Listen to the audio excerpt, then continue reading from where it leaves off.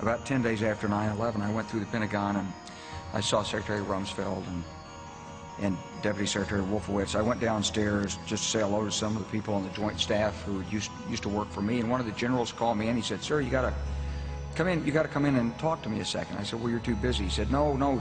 He says, "We've made the decision. We're going to war with Iraq." This was on or about the 20th of September. I said, "We're going to war with Iraq. Why?" He said, "I don't know." He said, "I guess they don't know what else to do."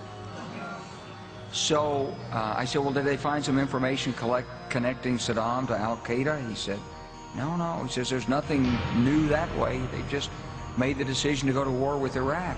He said, "I guess it's like we don't know what to do about terrorists, but we've got a good military and we can take down governments." And he said, "I guess if the only tool you have is a hammer, every problem has to look like a nail." So I came back to see him a few weeks later, and by that time we were bombing in Afghanistan. I said, "Are we still going to war with Iraq?" And he said, "Oh, it's worse than that." He said, he reached over on his desk and picked up a piece of paper. He said, I just got this down from upstairs," meaning the Secretary of Defense office today, and he said, "This is a memo that describes how we're going to take out 7 countries in 5 years, starting with Iraq and then Syria, Lebanon, Libya, Somalia, Sudan, and finishing off Iran."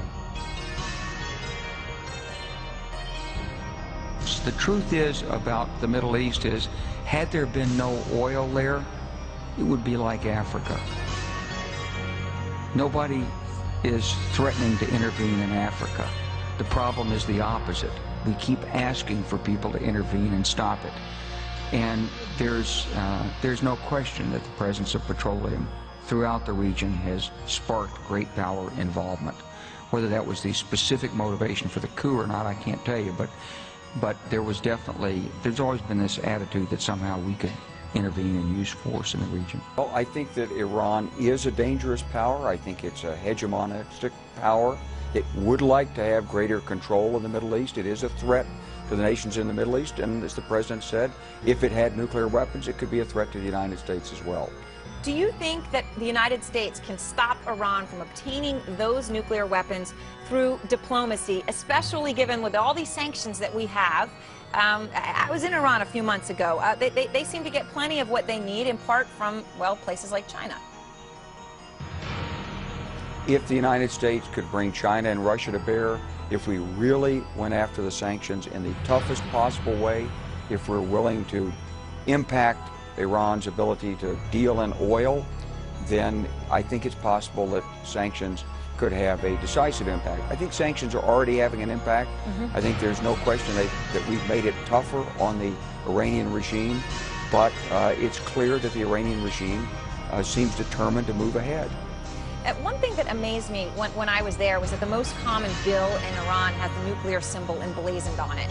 And everyone we talked to there seemed to very much support the program for whatever reason, from a public relations point of view. So does that mean that this really becomes inevitable, that the people there are willing to make the sacrifices that are needed to pursue a full nuclear program? Well, Iran has sold this as a national pride and national achievement for nuclear energy, not for nuclear weapons. They're continuing to deny their nuclear weapons program, but of course the indications are that they're pursuing it. I think the President's had a very strong and proactive policy in this. I think he's been very tough-minded on it. He's offered diplomacy, he's offered dialogue, he's gone for tough sanctions, he said no options off the table. And I think that what you're seeing is that we're approaching a decision point with respect to Iran. But it's a little bit difficult for me when I watch the dialogue going back and forth that no one has any better answer to this than our President has right now. General Clark, do you think that America could go to war in Iran right now if we needed to? Because there are plenty out there who say we can't. Our military is overextended. We have cuts hitting our military, that the bluff of the United States could be called if military force in Iran were required. We don't have what it takes. Well, we wouldn't be going into Iran to occupy Iran. There's no requirement to do that. We would go in with I think, some fairly significant strikes. I don't think they'd be limited just to the Iranian nuclear facilities, but they'd be much broader strikes against Iran's military and industrial complex and its ability to retaliate. Now, ultimately, we know the Iranians have a worldwide terrorist network.